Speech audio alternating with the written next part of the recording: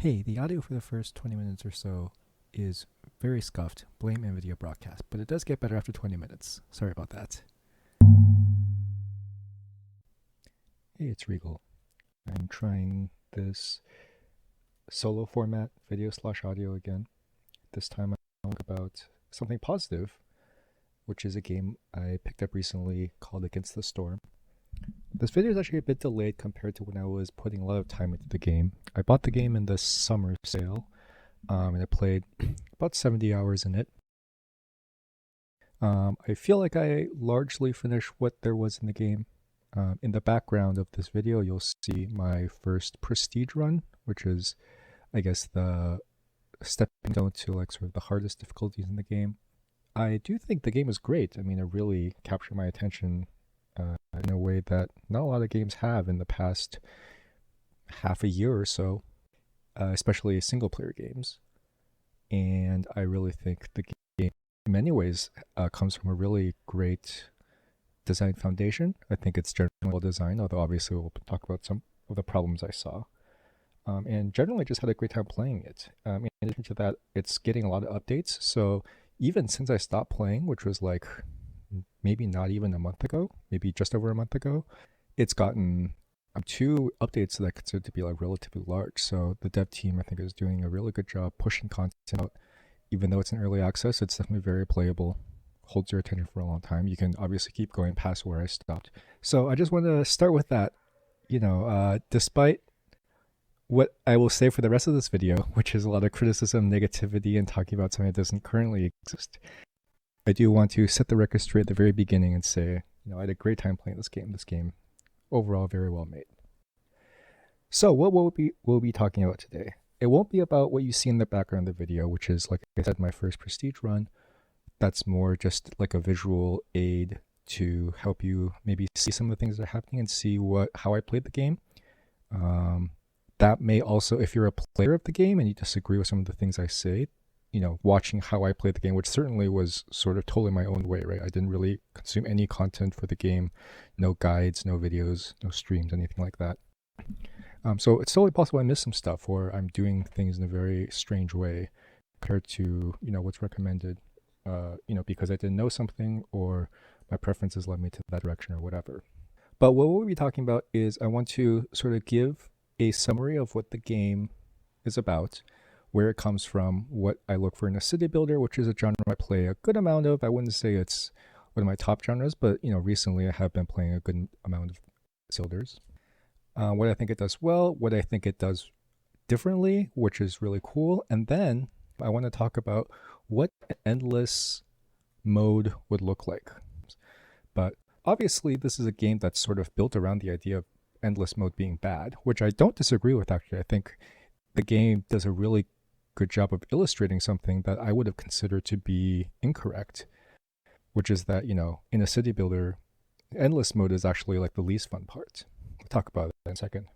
It harkens back to a conversation I feel like I had at PAX or something when I was talking to like an indie dev about a city builder I was trying, and they mentioned that something very similar, not quite as clear, but it was the idea that like so many people want the endless mode, but it's a low priority for them because in many ways it is the least fun part of the game. So what are the pillars of a city builder, generally speaking? There are usually 3 steps. So I guess I'll start by talking about what are the games I've played. So they're sort of the SimCity style city builders, of which largely I've played some really old SimCity games that mostly like City Skylines. And then there's sort of not really city builders, but sort of like Roller Coaster Tycoon is what I'm thinking of, but other sort of simulation builder type games where you're slowly expanding, right? RCT, I think, is the one I played the most, but there's been a lot that have come out in the recent years, things like Prison Architect. There's a couple of school games, etc. And then there's Banished, which I think was, I think it's actually explicitly called up by the devs in the Steam store page, at least, that, this is a game I played when it came out in, I think it was like 2012 or something. And it was a fun game. I played through it once, but somehow, Banished really seems to have captured the hearts and minds of a generation. So many of the what I consider to be like the good city builder games directly reference Banished as sort of a new idea, a new frontier in city building that was totally different and sort of inspired, continue to inspire um, games to this day. I don't really know why that is. At some point, maybe I'll go back and play Banished again. When I played it, I didn't feel. I was also much less developed at the time, but I didn't necessarily feel like it did anything particular that was super different or super cool. Of course, there were things like, the survival of an individual person was actually something that you had to care about, which was different. But overall, yeah, it seems to have been very influential in a way that I never would have expected at the time. And then there's the Dwarf Fortress family of games, of which I've mostly played RimWorld. I've dabbled in a couple of the other ones, like the Cultivation Simulator, Space Haven. Dabbled a little bit in them, not too much. Mostly my time has been put into RimWorld. So those kind of my main experience points that I'll draw from. There's obviously a lot of other games. There's a lot of mobile games that I won't talk about here. Like Clash of Clans, I think you could, for example, like if you squint really hard, you might be able to see a city builder in there. That's not the kind of thing we'll be talking about. Mostly we'll be drawing on sort of the classic, $30 one-time purchase City Skylines, RimWorld sized PC city builder games. So for these games, what are their core features? Well, I think you can divide them into three phases of gameplay. So you have the survival phase, you have the growth phase, and you have the optimize phase. Oh, I should also add one more thing, which is Factorio. Automation games are similar, but of a different variety. And so are things like Minecraft and Terraria. They're a little bit of more of an offshoot, but I think they can have a lot of similarities to. That's more of an abstraction rather than what you're actually doing as you're playing the game, similarity wise. Okay, so I think you can basically break down into three phases. You have the survival phase, the growth phase, and the optimization phase. In the survival phase is when you first get dropped into whatever it is. You're sort of trying to basically put together the minimal amount of necessary buildings or materials or whatever needed to survive. In other words, you don't have enough resources to even experience stability. You're trying to gather basic resources, build basic shelters, things like that. In the growth phase is when you have kind of achieved stability, right? A basic sort of subsistence stability. You're no longer at imminent risk of losing or dying, or having some bad things happen to you because you don't have enough of some basic resource like food or shelter or weapons or whatever, right? Depending on what parameters of the game are. And now you're able to sort of grow. So in a game like RimWorld, this might be like, oh, it's time to start doing some research, right? It's time to start doing some trading, for example. It's time to start building some advanced defenses, for example. And this is the phase where you're sort of first taking your steps into, for lack of a better term, the rest of the game, right? Your subsistence abilities are you're sort of past the survival check, and you're able to now sort of pick the direction you want to go with the rest of the game and sort of grow in other words, right? And this includes things like advancing your technology or building something for aesthetics, right? Or like exploring new areas or buying new areas or going to new areas or trading with new areas, whatever, right? There's some kind of exploration phase in addition to advancement of your existing colony. And the final phase, which I would separate from this, is optimization. Optimization is when you sort of have some kind of critical mass of important technologies where even the idea of growth or survival is no longer that important. This is the phase where you sort of have gathered most things, and really what your problems that you're now faced with are due to the size that your colony has grown into. So it's no longer about not having enough materials, it's problems that arise because of size. So freedom of traffic in City Skylines is a big one, right?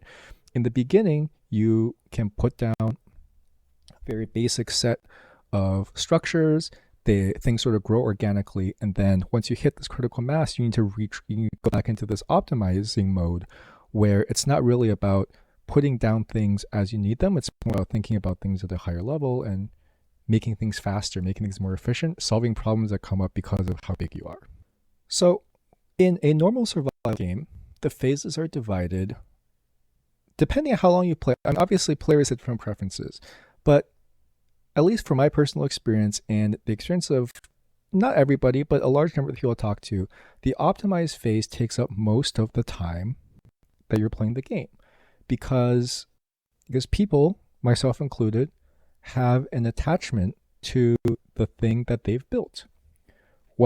As you're getting more and more into building something, you want to spend more and more time in the same thing that you've built and make it better, even when that is less fun, right? So in a RimWorld colony, I think in general, this doesn't apply to everyone again, but I think in general, people play their colonies for a very long time, which leads to the optimized phase, which is sort of you can think of it as sort of the end game, right? If you want to use a different term, taking up most of the time when that you're playing the game, taking up quite a massive amount of the time that you're playing the game, right? And the sort of zen of Against the Storm, or ATS, is that it's actually the first two steps that are the most fun, and the optimized step is the least fun. Now, obviously, that's not true for everybody. For example, if you're the type of person that plays a factory automation type game, the optimized step is sort of the whole thing that you're trying to do. But I do think ATS makes a good point, and I think the game backs up their hypothesis, which is that the survival step and the growth step are the most fun parts of the game. And if you kind of play ATS, or if you just think back to your previous experiences, it kind of holds true. Sort of the most exciting, the parts that get your juices flowing the most when you're playing a game, a city builder game, is the beginning in many cases. Not all the time, but it definitely does feel true that sort of the challenge of survival, the challenge of hacking it at the very beginning, building up, and sort of hitting stability is the most rewarding part. I think this is a part of why people start a lot of new games or new colonies in these kind of games, or new cities with new ideas.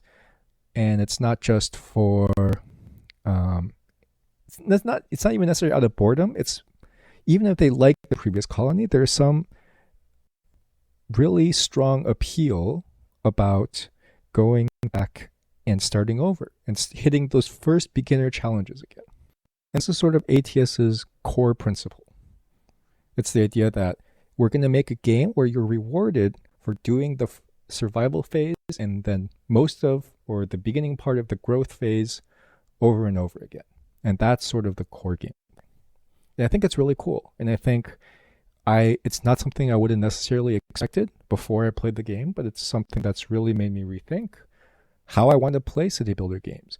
And most importantly, how it's very different what people's expectations are, thinking back to the story about how everyone wants an endless mode, including this video is going to be dedicated to making endless mode, right, for the second half.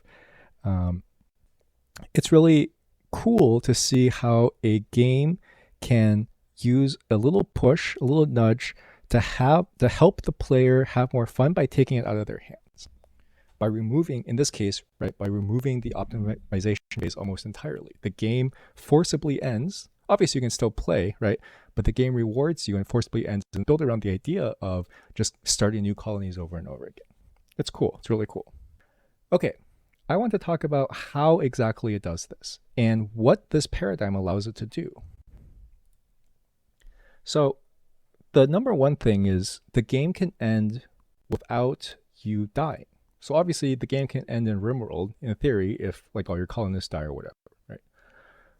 However, in ATS, the game can end by you winning.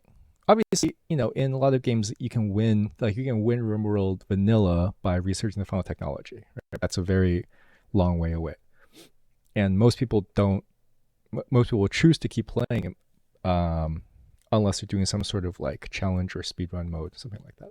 I think anyway. Again, not really a big part of the community, but that is my general impression. So in addition to the game ending by you winning, we'll talk about exactly how you do that. it can also end by you losing. So there's pressures from both directions, both positive and negative, that force the game to end or sort of push the game towards a conclusion, which I think is really cool.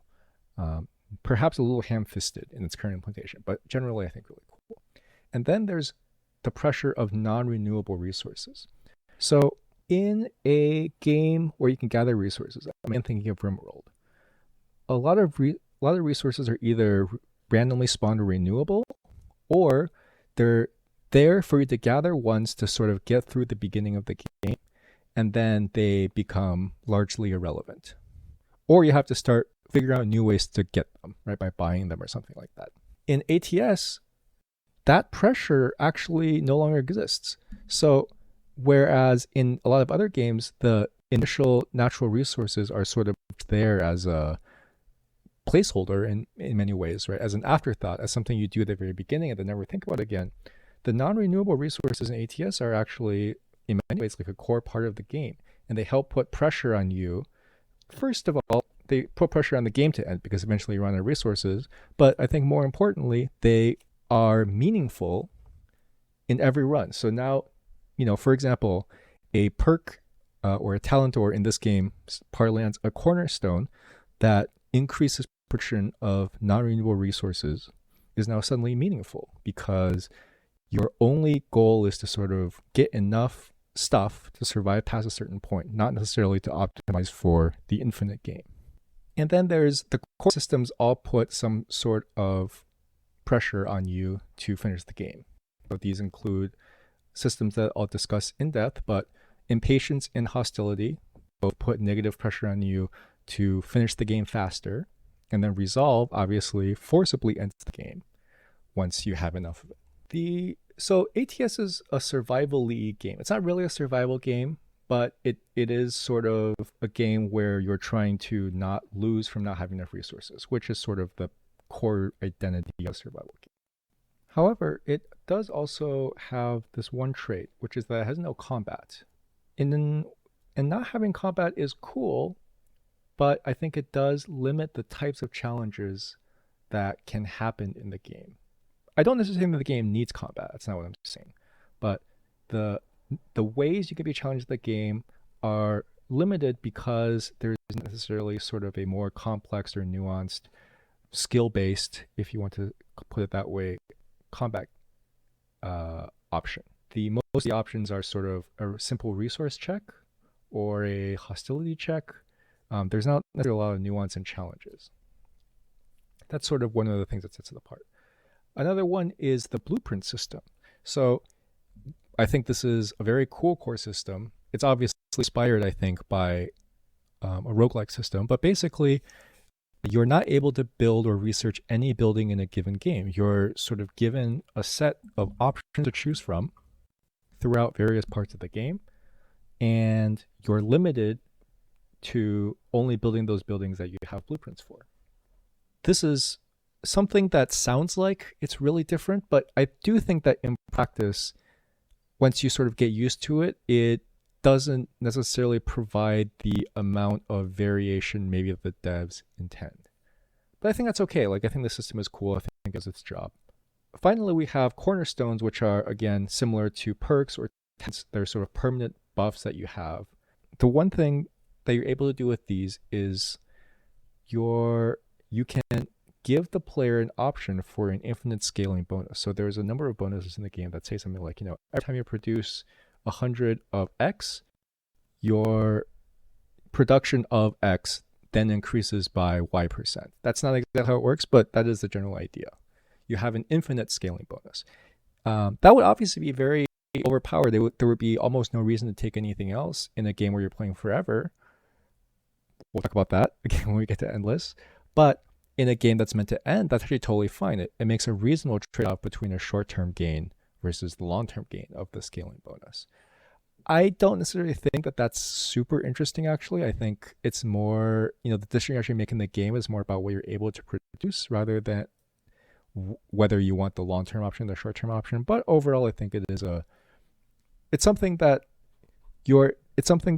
sort of the game taps into by leveraging its identity as a game that's supposed to end in an aggressive way, which I think is cool. Okay, I want to go through the 4 core mechanics of the game. Essentially, these are basically the 4 main mechanics of the game that sort of dictate how the game plays and what you're meant to do. And 3 of these have come up before in the game ending section. So obviously that sort of gives you an idea of how core they are. They are the engine that dictates whether the game ends or not, or whether you win or lose. So we'll start with reputation, which is your win condition. It's the blue bar you can see in the bottom middle left or bottom left corner. This is the bar. Basically, it's very simple. When it fills up, you get to win the game. That's it. You complete your goal. You complete your meta goal. In other words, you can leave your colony and go on to the next step.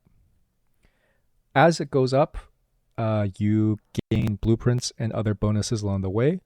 These are not super important to talk about, so we'll leave that aside. The main gist of it is that as reputation goes up, you win the game. And the other thing that reputation goes up is for every bar reputation goes up, impatience, which is the red bar you see opposite of it on the right side, goes down. So for every 1 reputation that goes up, 1 impatience goes down. Impatience, the red bar, just grows linearly. It grows, it also grows based on events. So if you do certain events, the red bar goes up. But overall, the main idea is that it's a timer that ticks up. And when the red bar fills all the way up, you lose the game. So obviously the idea is that impatience, is a timer that puts a hard cap on how long you have to win the game. If you don't win by the time impatience runs out, you lose. And the reason reputation has this inverse relationship with impatience is that as long as you're making some progress towards winning, you can't lose by impatience. So you never have a race condition. It's more just that you need to keep your reputation growing or impatience will fill up. Now, I think this dynamic could be improved, but let's talk about the rest of the mechanics first. In addition to this, we have resolve. So resolve, if you look at the portraits of the races in the top left, resolve is the green or red number that is attached to them. This basically is, I guess, a global indicator of how happy they are or how resolute they are. Obviously, if we're going to use the word that's named. And it goes up as the needs are filled for certain things. So things like housing will increase in resolve by a bit for every thing that's housed. Things like specific types of food that a race enjoys, etc. So resolve basically has 3 stages. It can be red, which is 0 or below, at which point there will be a timer that ticks down. Basically a 1 villager, 1 colonist, I don't remember exactly what they're called in this game, will leave if their race's resolve is below 0, in other words red, for some amount of time. The other state can be as green, in which nothing happens. This is sort of where they sit if you sort of fulfill enough basic needs. And the final state is blue with a little circle around them. This is when you fulfill enough of their needs, or maybe a majority of their needs, depending on the race. Once they're blue, they are able to increase your reputation over time. This is basically your win condition. Your goal is sort of to build up your city over time and produce enough advanced goods, or buy them, I guess, but generally produce enough different types of advanced goods that you can fulfill enough of your citizens' needs, and then their resolve will become blue, and then they'll take up your reputation, this is the only renewable way to gain reputation. And once that happens, you're able to win the game. Now, what causes a resolve to go down? The final mechanic is hostility. Hostility is, I guess, part of the lore of the game. You can check it in the top of the screen in the little circle on the right of the UI. You'll see me checking it throughout the video. Hostility is a complex mechanic. It's a number that basically goes up as you do certain things. And it's sort of represented, I guess it sort of represents how much vitriol the nature has for you. I guess this is sort of a, nature you're fighting against nature type of game. I don't know too much about the lore of the game, but it does seem generally cool. So as time goes by, so this is a number that does tick up linearly over time, which I do think maybe should be revisited. But that's the main one. As time goes by and as you cut down trees and as you go through glade events, glades, by the way, are these sort of fogged out sections in the forest that you sort of have to cut your way to. They are important to get to because you need space to expand, and they provide a lot of empty space. And also, they provide new resources that you can get. Anyway, as you get through more glades and as you do certain glade events, hostility will go up basically as you, I guess, dirty the forest with your presence over time. So as basically the higher hostility is, the lower the resolve of your villagers. This also puts negative pressure on you to finish as fast as possible because hostility grows over time. So basically the idea is if you wait long enough, you'll need more and more things fulfilled, and impatience might, fill up to the point where it's impossible to win. So one reason you can sort of see that impatience and hostility might need to be separate is that losing by hostility is sort of a very unfun way to lose. You feel like you're sort of screwed and you're not able to do anything, and you lose slowly, fighting an unwinnable battle. Whereas losing by impatience is really quite sudden, and there's not much you can do about it if you can't do anything about it. And it puts you out of your misery. You don't have to suffer. That being said, I do think these two things are basically redundant. Essentially, they're both negative pressures or losing pressures on you that tick up over time, and you have to either win before then or do a few things to make them easier. But hostility is not something you can necessarily control because it also ticks up linearly. There's at least in my experience, it does really feel the same as impatience. In fact, in general, I feel like impatience is almost irrelevant because as long as you can reach a point you gain resolve, it's almost doesn't matter. Whereas hostility feels very frustrating sometimes because it creates a lot of problems that you simply can't deal with. Okay, so now that I played the game for a small amount of time, what are the sort of smaller level changes that I would make? I think there's some minor quality of life changes that are not even worth talking about. Again, I think the devs seem to be very active and seem to be doing great work in their updates. So I'm sure they're aware of the various quality of life changes, and at some point they'll implement them. I think there perhaps are not enough different types of occupations for your citizens. That can be up for debate, but in general, I do think, for example, I think there are times when you have too few workers and times when you have too many workers, because the only types of jobs that are generally available are producing things.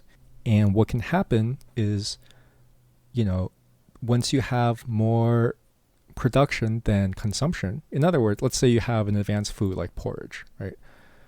There's no reason to produce more than, I set my number at 50, but some number between like 20 and 100 of any advanced good at a time. There's almost no use for it that exists in the current game. And therefore, there's no use in creating a parallel production or increasing the production of this product. There are a few exceptions like trade goods, but again, in many cases, by the end of a run, you have more money than you can realistically spend anyway. That is sort of the other side of the coin when it comes to giving powerful scaling effects because the game will end. It's that, around the time that the game ends, your scaling effects have kicked in to such a degree that nothing is meaningful anymore. Another related note, the game has this whole automation system, which we refer to as the pipe system, which I feel like has very little use right now, at least for me, simply because the game ends before you get to the point where you're sort of trying to optimize that level.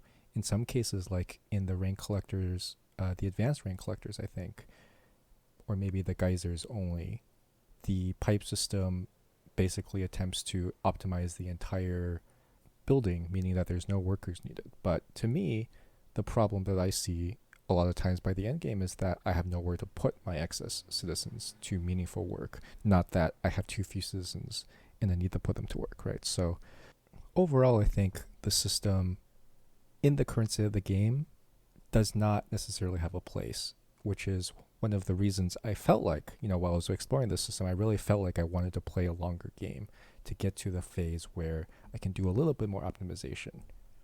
The other thing I find a little bit as a gap in this game is that there's not enough types of challenge. I briefly talked about this earlier, but Glade challenge events are basically just a simple resource check in most cases. And the other thing they do is they increase hostility.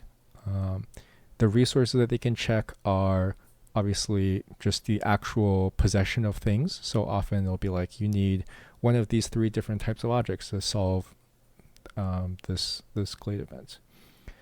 They can sometimes check labor, so they can spawn things that you have to put people on, and then sometimes they'll kill your citizens, which there's not too much you can do about. It just is what it is. Overall, I do think there's some space that's left untapped here, and I do think maybe the game does need 1 or 2 more systems of challenges. Maybe it's combat, maybe it's not. I'm totally on board if they just want to make a game without combat. I think that's cool. I think that's totally doable. But combat would be the easy way out, I think, in some ways. Well, it's hard to say easy because that would require like a whole redesign, right? But it would be a way out that's familiar to existing things. But that is the kind of thing I think that's missing. Some different types of challenge that's not just a simple resource check. Finally, we have interaction between colonies. So right now, I think they're adding this as we speak. So I actually don't even want to talk too much about it because, again, even in the month or a month and a half since I've played a lot, a ton of changes already happened. And then I think one of the things that's missing is the ability to play longer, not endless yet, but the ability to play longer games. So when you end a game, when you win a game, you have the option to keep playing, but there's no reason to do so. It's only for fun. And I think there is a bit of a gap allowing the player to play a meaningfully longer game. So the win condition right now is hitting a certain amount of reputation. And in Prestige, the number does go up, but actually increasing the reputation required to win almost doesn't matter. This is because the way to gain reputation is through resolve, and it's basically a very binary distinction. Either you're able to gain reputation or you're not.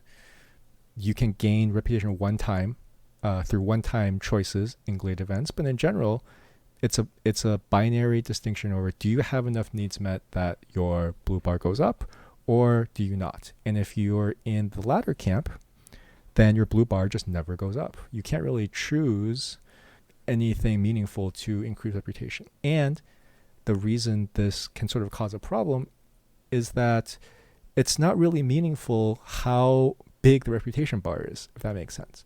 Once you have enough stuff to gain reputation, you just gain reputation and the bar goes up. The only thing that can stop from going up is if hostility increases. And I know that there is there is a effect where you need more resolve to gain reputation for every point of reputation you have. In general, though, the difference between fulfilling a need is so large that you basically, once you hit the critical mass to snowball into having blue resolve on your citizens, they basically just stay that way until the end of the game, which comes very quickly. Whether or not this is worth thinking about and worth implementing obviously depends on what the devs' values are. I think it's important to stick to what you believe in for the core of your game in times like this, especially when it's already worked so well. That being said, as a player, as one single player, I do want to say that I would like to play a longer game. And the reason for this is I want to enjoy the fruits of my labor for a little longer. Not forever, but for a little longer, right? Right now, it really feels like the game abruptly ends right when you sort of have everything finally set up and you're about to sort of coast into something. And what that something is the next game, I suppose. But there is a missing piece where you feel satisfied that you have all this stuff finally set up, and you want to enjoy it for a little longer, meaningfully. And that is just not non-existent right now. And I don't think simply increasing the resolve bar would fix that issue necessarily either. The other thing is there's a number of late game, what seem to me late game effects, which are like the pipe system, that I just see very little use for in a normal game. Okay, so let's try to narrow down to the actual reasons why the game ends so abruptly, and what are some of the tweaks or overhauls perhaps that can be made to the core systems to address this problem, if they consider it to be a problem, which I don't think is a given, but I think it's a problem. So I'm going to talk about it. A good starting point, I think, is that impatience is basically non-existent. It's just not meaningful at all. Impatience, recall, is the red bar that ticks up basically as time goes by and stops as soon as you're able to gain resolve. Obviously, it is sort of a mercy kill. That is what it does, and it does it okay, but I do think it can be replaced by something similar in hostility. But yeah, I've never, in none of the games I've played, has impatience done anything meaningful, right? The closest thing that's done to meaningful was like, I saw it being, 4 bars from the end. I was like, oh, wow, that's pretty close. And then I did a glade event to reduce it by 1, or, I did a couple of glade events where I picked the reputation option, and then I went down, and then I continued to play normally, and I hit the resolve threshold, and then I never had to think about it again. That's not it's okay if impatience is like a one-use thing. But if it's a one-use thing, I would like to think about getting rid of it or replacing it with hostility, or working into hostility, or making it more meaningful one way or the other. And the reason it is that way is tied to what we talked about earlier, which is reputation is a very binary distinction. Like, it either goes up or it doesn't. And the problem with this is that you don't have that much control over when it goes up. You can make so there's a few reasons for this. So let's go through an example of how you can get reputation to go up. You can get reputation to go up by increasing the resolve of a certain population that you have. So let's say you have a population that wants this specific advanced food, which is porridge. Here's the thing. You don't actually have much of a choice in the early game to take porridge over something else. You have very limited blueprints available to you in the early game. So your source of blueprints are from the beginning of the game. In my opinion, in the beginning of the game, you almost have to pick building material blueprints and not resolve blueprints. That may be wrong. But your other sources are from reputation rewards, which you can't get without having more resolve, or through trading, which you can't do in the early game because you don't have money. You're focusing on producing things needed to survive. Because you don't have access to blueprints, you can't realistically make many choices, if any, to, for example, produce jerky instead of producing something that may be more relevant. Or you're able to produce jerky, but you may not yet have the raw resources to do that because you are missing production or access to the resources. It's not until you gather more stuff that you have the freedom to even make such choices. Basically, what this means is that if you make a choice to go for a small reputation gain early in the game, it comes at a very heavy cost. For example, you can take a service building to get the work bonus. I won't go too much into what that entails, but it's a building that produces nothing except for resolve and some bonuses, basically. This comes at a very heavy cost because you only have access to 4 or 5 blueprints, and you're sacrificing all of it for a small resolve gain. That might be worth it in some edge cases, but in general, it's not. You really can't make a lot of short-term reputation gains, at least not in my experience. There are 2 critical thresholds which feel like they are too important. These have to do with resolve. So having green resolve during storm, which is the sort of challenge time period. During storm, hostility goes way up. There are some additional challenges, and resolve generally lowers as a result. Being able to keep your population above red in the storm is very important, And there are some small plays you can do to make it better, but at least in my experience, on the harder difficulties, you don't necessarily have a lot of. You can't really make a choice other than stitching stuff together during storm, which of course it's cool is cool. You can't really make a long-term choice to sort of get over this threshold. The issue, I think, lies in the fact that there's not much you can do or toggle aside from using resources during storm to sort of, weather it. So for example, one thing I would sort of expect to be possible would be something like feed your people extra food for some amount of time to increase the resolve. Now you can, by sacrificing things in the hearth is already basically doing this, but for a different type of resource. But because there's a very small number of that type of thing where you can make a choice to actually affect what the resolve is at any given time, it does feel like having a certain resolve threshold snowballs very hard, basically. And blue resolve, which is sort of the resolve at which you gain reputation, that snowballs way harder. We've already talked about this a couple times earlier. This is where once you have enough stuff that you hit blue resolve, you basically are set on this path, fast track to winning, in other words, right? Because things like blueprint rewards are tied to reputation, once you start gaining reputation, you gain more reputation. That in and of itself actually I think is not that fun. Now, you can argue that from a high level, why can't you just make some sacrificial changes to start the snowball effect earlier? It's a little hard because, again, one of the components to getting there is having enough raw resources and enough workers to do all the stuff you need to do to get that snowball, right? So it's not literally just a blue resolve thing. It's also more of just the result of the basic idea of once you have enough stuff, you have enough stuff and the game ends. So I would like to propose some reworks to resolve potentially. These are very high level and they're not super in-depth, and there's certainly no numbers attached to them.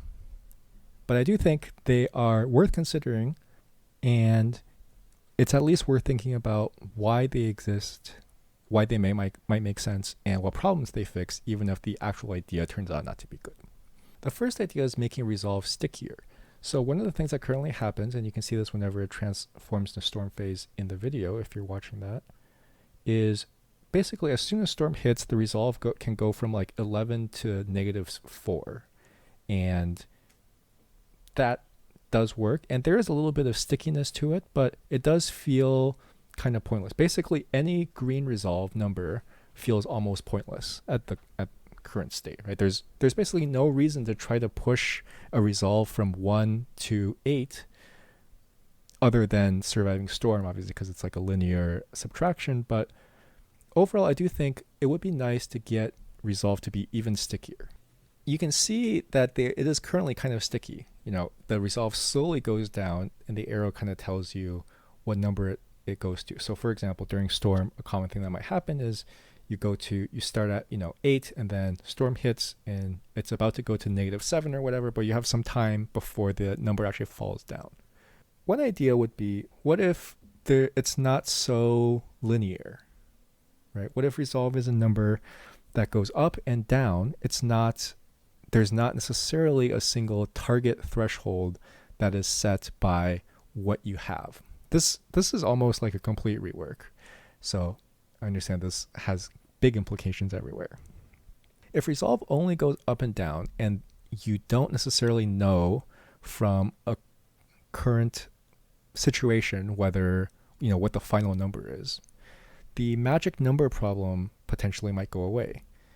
Your goal in many cases then is to sort of push your resolve as high as possible during the non-storm, so during drizzle and harvest, I think. What is it called? Clearance? Drizzle and clearance. By pushing resolve higher and not necessarily being tied to a single number, it can potentially feel more meaningful to fulfill needs one by one, if that makes sense, it sort of rewards you for improving the lives of citizens rather than just giving them all or nothing, if that makes sense. Another idea, which is not disjoint from the first one, is to make resolve independent from reputation entirely. So the goal here is sort of to minimize the snowballing effect that can happen. Obviously, the win condition would have to change. So for example, the win condition might become something that's not forced upon the player, which I think might be a problem, surprisingly, given how the game works to convince you that it's okay for the game to end. But hypothetically, let's say we change the win condition. Again, I don't think this is a good idea, actually. But let's say we say there's this one corner of the map that you have to go to once you finish it, the game ends, rather than the game ending by force. If that's the case, then resolve suddenly becomes, rather than something that ends the game, becomes something that's more of a nice to have. I don't know if this is good or bad. It becomes more of a resource that you have to manage, like food or money, rather than something that unlocks more of the game for you. But let's say we choose to go down this path. So what needs to change in the game for this to work? I think one thing that has to start with is that, well, reputation, your win condition, is being no longer tied to resolve means that you can no longer sort of win passively. You can win, you have to win by doing something. Again, like I said, this is potentially dangerous. I mean, putting the decision to win back in the player's hands can potentially destroy the fabric of the game. That's obviously a little extreme, but Mark Rosewater says this a lot, which I think is very important. He says, as a game designer, you want the game to end for players when they've had enough, when they still want a little bit more, they're not quite satisfied, so you want them to play again. And putting the decision to end the game directly in the player's hands makes you lose that.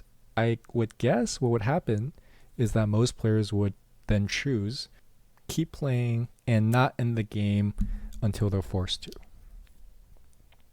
Maybe you can put enough negative pressure on the player to force them to do that. It won't be as clean. But what you run the risk of basically is that a player will play the same colony way past the point that they are interested in doing so, just because they don't want to give it up, right? By allowing the player to invest more time rather than taking a decision out of their hands, they become more attached to the game and they sort of don't experience the fun, what the game is sort of designed to be fun around. Was that a sentence? I'm not sure. Anyway, basically they don't get to experience the joy of creating new colonies over and over, which is fun, I think, and is also the core of the game. But I think there's ways around it. Like I said, I think putting up negative pressure can sort of force that to happen. I don't know if that's better if you just put enough negative pressure on it, but I don't want to think about that too much. We're going to run with the basic idea that it's okay that the player can choose when they want the game to end. So let's just say that resolve no longer grants reputation. In other words, all reputation gains have to be tied to doing something. However, you can still do other stuff. So for example, you can put negative pressure on the player by keeping impatience as is. And you can tie that, instead of tying it to reputation, you can tie it to resolve. Which means that resolve, instead of putting the positive pressure on it in the game, now sort of slows down the negative pressure in the game. It's the same idea, but it allows you to play longer. There are other alternatives. So high resolve could mean higher production. Obviously, it could mean more safety against low resolve. Perhaps the citizens leaving thing can also be reworked in some way. I do think that there are some other win conditions that can be explored as well. So instead of just reputation, you can expand. Well, obviously, if you win by reputation, but reputation doesn't come from resolve anymore, you have to have more sources of reputation, which might, for example, tie into an expanded challenge framework, right? Different types of events and challenges that you have. Timed challenges, seasonal challenges, whatever. One way that you can still sort of take the choice of ending the game out of the player's hands is by having a seasonal challenge which gives resolve if you pass it. This sort of means that the player would have to choose to fail to keep playing, which seems much less likely than them choosing to not explore an area of the map to keep playing. And the challenges could be things that would normally happen in a endgame or a successful colony, such as you have to produce X amount of advanced goods or trade for this amount of value. A player could choose not to do them, but as long as they're things that happen throughout the normal flow of gameplay, a lot of times this can go by without thinking. A player can play normally, and the game can be sort of brought to a conclusion by having these challenges succeed and produce enough reputation over time. Another way this could happen is through a order system. So currently there's a limited number of orders. They always come at the same time, and they're all more or less take the same shape. You get very used to them after a couple playthroughs. You could have challenges that are like the order system, or you could just make more orders, seasonal orders, timed orders, etc., which, like the current orders do, give reputation, and you just fulfill them as needed. If you wanted to take the choice of the player's hands, you could have them be auto-collected as well. You could add more systems. So you could build something off of ancient tablets, for example. That's something we might talk more about in the endless section. You could rework corruption. I do think the corruption system as it currently exists almost does nothing. Let's talk about that more in detail. So corruption, as it currently exists, I think the mechanic almost doesn't matter. It's essentially it's not even a resource check, it's a labor check. So if you have corruption, you basically have to commit, 3 or more, I guess, but I've never had that happen, of your citizens to a blight post, and until the corruption is gone, and then you go back to normal. I think it is a mechanic that's deeply in need of being fleshed out. Before I knew what corruption actually did, when I just saw the name, I thought it worked differently. The way I thought it would work is that there's sort of goop on the ground that has some negative effect. For example, maybe it slowly destroys buildings on it.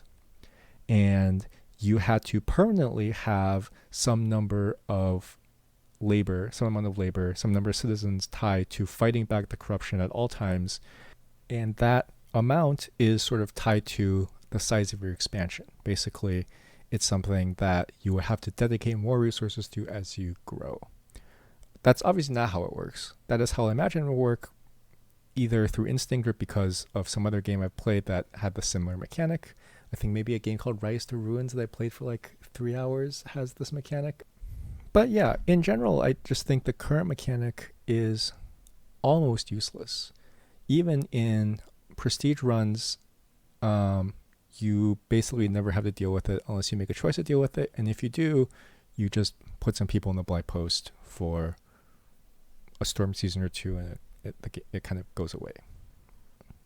As a starting point, I think one interesting mechanic for it, if we transform corruption into something with an eye towards an endless mode, is that potentially this sort of goopy area can regrow trees.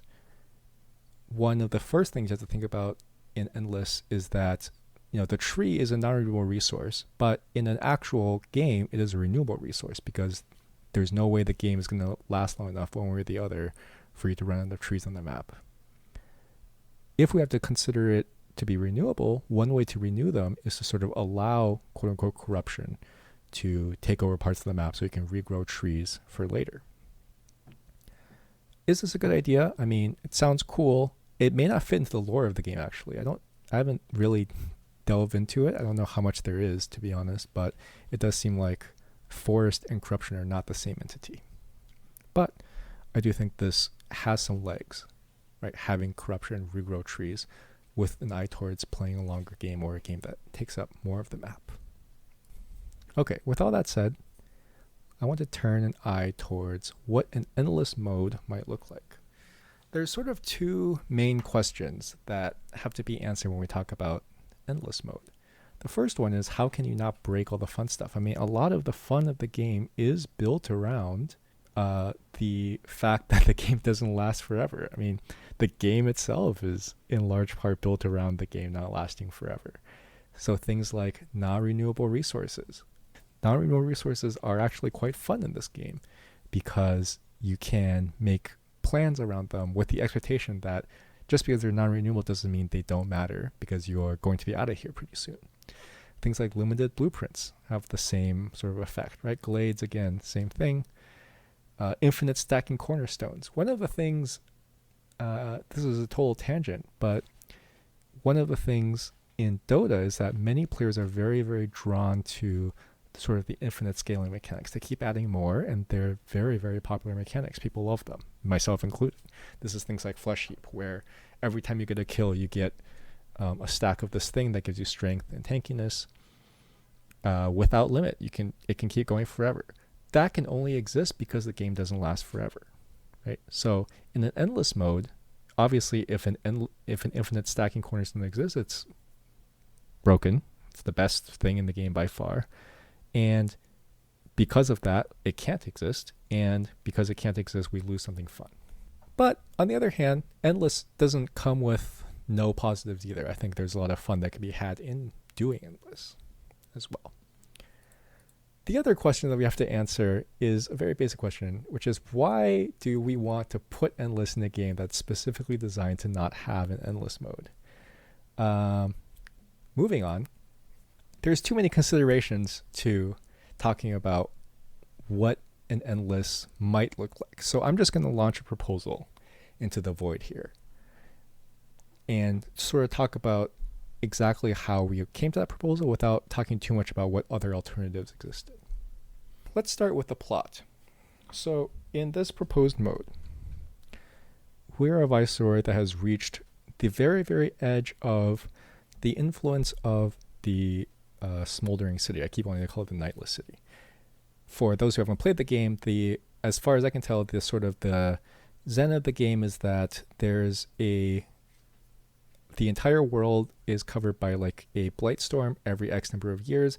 Everything on the map is wiped out and reset to like nature, right? So nature like reclaims everything on the map. The only thing that's not reclaimed is this thing called the Smoldering City, which is ruled by like some queen that you work for in the center. So basically, the reason, the lore reason that you can start over is that like you're building small colonies to stretch out and gather resources and like do stuff for the queen. I'm actually not really sure why you go out in the first place, but you go out, you make a small colony, you keep going, and then the Blightstorm, once the Blightstorm happens, you sort of go back into the city, you do your like meta improvements or whatever, and then you go out again because the world's been reset, right? Your colony is now all gone. So in our endless mode, we want to escape from the smoldering city. Okay, so we make a caravan that's reached the very end of the city, and then we find some kind of artifact. We succeed in something. We make some pact with the Dark Priestess or whatever, something like that. We gain the ability to survive a Blightstorm outside of the smoldering city on our own. Let's call it the Hearthstone. Right, so it's a hearth. It's a magical hearth that can survive the Blightstorm. So outside of the range of the smoldering city, we build a thing. And by the way, like I guess there must be some things that can live outside this or survive Blightstorms. There's traders that like live in the forest or whatever. So again, I don't even think the lore is that developed, but it seems to exist. So whatever. So on the actual game map where you're building a colony, you have one big hearth, which is your Hearthstone, and then your small hearths on the outside. So you have two different types of Blightstorms. You have mini Blightstorms, and you have the actual big Blightstorm. So the mini Blightstorms will happen approximately every time let's say, for example, they'll happen approximately every time your actual colony would have finished. And the big Blightstorm will happen, obviously it varies now, but let's say every, 6 mini Blightstorms or whatever. About the time of a normal, like, full map run in the normal game. So during a mini Blightstorm, everything outside the range of a hearth will be destroyed, or will be reset. And your hearth, and let's say, yeah, your hearth number is now limited by more than just having the actual resource to build them, the little fire bottles. In this case, let's say you're limited by the number of hearths you can build at any given time with some sort of research limit. So as you're playing Endless, at the end of every normal building cycle, every normal colony cycle, let's say, right? So after building what would normally be a colony, you have to shrink your expansion. You have to take apart your stuff or leave it to be destroyed, shrink back into the hearth-sized colony. So your colony is forcibly shrink, and what actually happens can depend. But for example, this could just reset glades and trees. I think that would make sense. But you get to keep most things. You get to keep most of your resources. You get to keep your technology. I didn't think too much about how blueprints would work exactly, but you get to keep your upgrades, cornerstones, whatever. You have progression on the specific colony, but the map sort of resets. You can see the appeal here potentially, because this would allow you to experience parts, not all, but parts of the restarting of a colony, but not all of it. For example, you get to keep any buildings that you have intact, but there might be some cost, more steep cost than just resources of rebuilding any buildings that you've lost that produce advanced goods. Again, this actually becomes part of optimization, right? I think this can lead to a relatively fun optimization phase where you're sort of trying to fit as much stuff into your specific hearth zones as possible. The next thing that will happen is after some set of mini Blightstorms, perhaps also affected by other choices you make, you have a full-size Blightstorm, which actually destroys everything outside your Hearthstone. So this is a more full reset, and after each of these, you have to rebuild everything outside of what would probably be a relatively small circle inside your main hearth, with some upgrades allowing it to become bigger. Just like the mini Blightstorms, you can see what the intention of this is. Quite obviously, it's sort of trying to recapture a bit of the zen of the game, allowing you to start over, as well as regenerate some non-renewable resources, which you're still able to treat as renewable resources in some ways. But essentially, you're able to keep a lot of your meta progression in the same map, as well as sort of optimize what you get to keep, make those kind of decisions, while still having a lot of things reset over time. So what will actually regenerate on the map? I would imagine that there's no reason to make it too different from having a full map. So, maybe glades can regenerate. Maybe any buildings that you allow to be destroyed can create specific ruins and caches. Maybe a specific seasonal or yearly challenge can appear. You can imagine where this can go. I don't think it's very difficult to come up with a lot of interesting ways this can affect the map. Obviously, the main benefit being that it regenerates the map, right? And you get to have new experiences and gather new non-renewable resources, etc. Cornerstones have to change a little bit. Obviously, like we've already established, infinite scaling cornerstones can't work. And I think one of the things is that the actual cornerstone UI, basically in an actual game, you get way too many cornerstones to keep track of by about halfway through a run, in my opinion. It varies based on the person, of course. I also think the UI is a bit of a mess once you have enough of them. If you look in the bottom left of the video, sometime between now and the end of the run, I think you can see that there's like 20 of them there, and they all have icons, which is cool, but you generally don't remember them, and it also doesn't really matter that much. They don't really affect your decision making to a high extent. Some of them do, but most of them are kind of just there.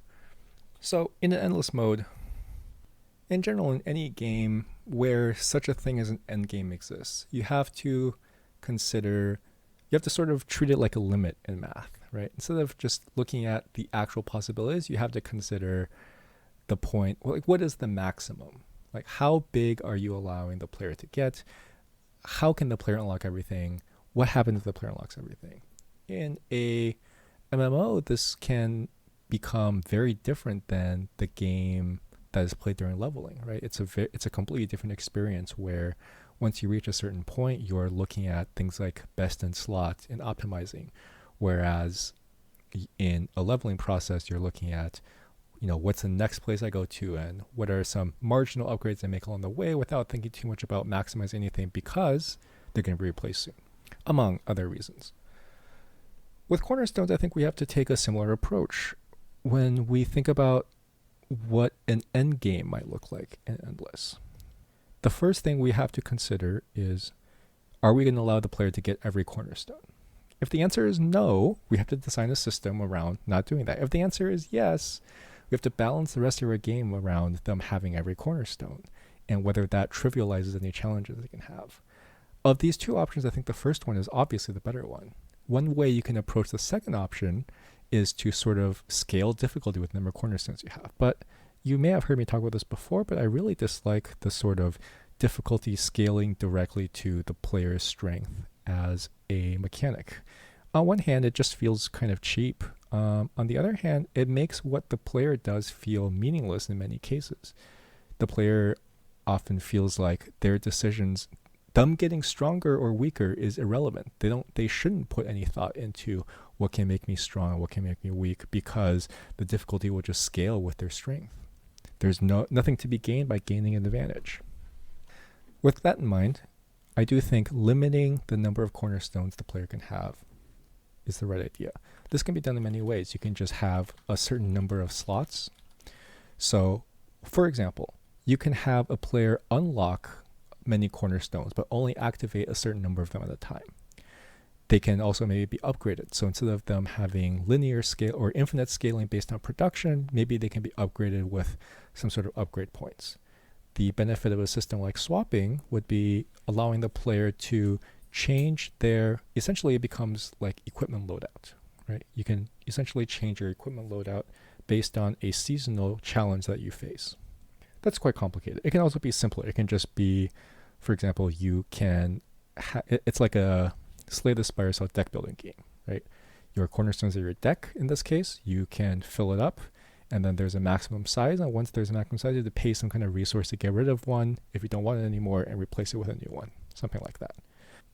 The next part of Endless that I think we need to approach is the idea of having research as a long-term goal, something that can span multiple of our new Blightstorm cycles. The most obvious way this can be implemented is, of course, to unlock blueprints.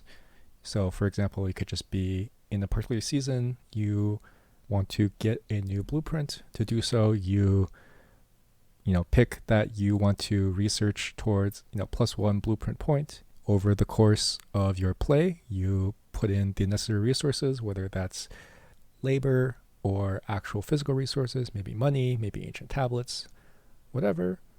You can then, once you're done, you have maybe just a selector for all the blueprints, or maybe you have a choice based on a category that you pick beforehand, something like that. Another way this can work is maybe traders sort of bring you the actual blueprint this time, and then you have to research it before you can build it. And you get these very rarely, for example. But research can do other things too. So for example, you can just have things that make your life easier, which are expanding the size of your main hearth, your hearthstone, expanding the number of total hearths you can have, expanding the effectiveness of your, maybe putting cornerstones, some of them at least, in the research tree. It's a reasonable idea. Expanding your total population. These are sort of simple, like low-hanging fruit, repeatable ones that you can implement with fairly high confidence. Research can also advance the plot. So you can make research related to certain other factions in the game. Research, for example, into corruption, into Blightstorms. These might give you some amount of bonus. These might be tied to existing bonuses that we've already discussed. One way or another, I think there's a lot of places that these can go to. The key being that they are a long-term and potentially expensive. So I think it might be a good idea to use ancient tablets, which are a rare resource that are basically just sold for money during the actual game, as a new sort of key resource that you get very rarely. And using them to fuel research, we can slow down the pace of the game, which does generally seem like a good idea if we're talking about an endless mode. The other thing I think it can be useful to do with research is that you can stash your population in it. This is something that may be useful in other parts of the game as well, but this can help solve the game of having too much labor or having an unbalanced amount of labor when it comes to producing things by having a researcher as a job, maybe with a variable amount of command that you put into it. In other words, you can reasonably put 1 or maybe 0 or 10 population into it.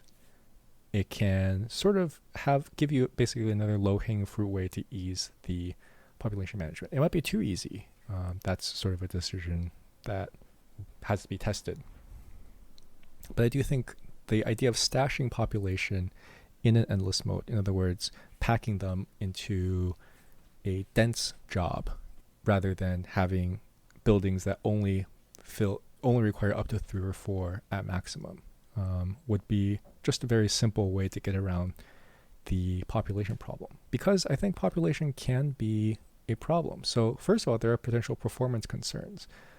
The game currently doesn't really have to worry about getting past, 100 population or whatever. In an endless mode, that might have to be the case. So stashing them, like in a research center or in a trading center, might be a good idea if that indeed turns out to be a problem. That might not be a problem. But also micromanaging population might become a pain at some point, at which point stashing them does make sense as well. In fact, it could even be automatic, right? You could just have some jobs where population that's not assigned to a full-time job in a building, instead of becoming builders, they also become researchers / other things according to some rules defined by the player. And when something needs to be built, they go out and become builders and go back. Again, I don't know that performance is necessarily a concern, but if it is, I do think that's worth thinking about.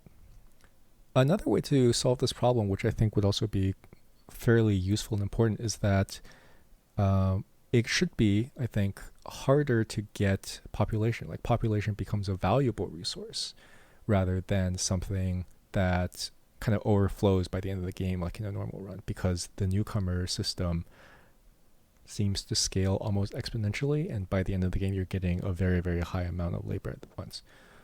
So plot-wise, if we're no longer tied to the city, then we no longer have newcomers, in which case the only source of new population might be from events or from some trickle, or maybe we can send a particular trade route that can bring back people, for example, if we pay amount of money, things of that nature.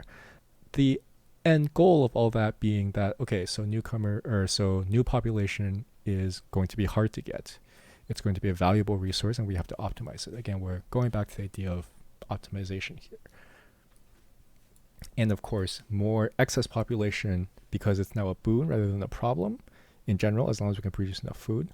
Because excess population is no longer a problem because we can stash them into our research jobs, I do think it becomes very useful to limit the amount of population that we get compared to the normal non-endless game, endful game.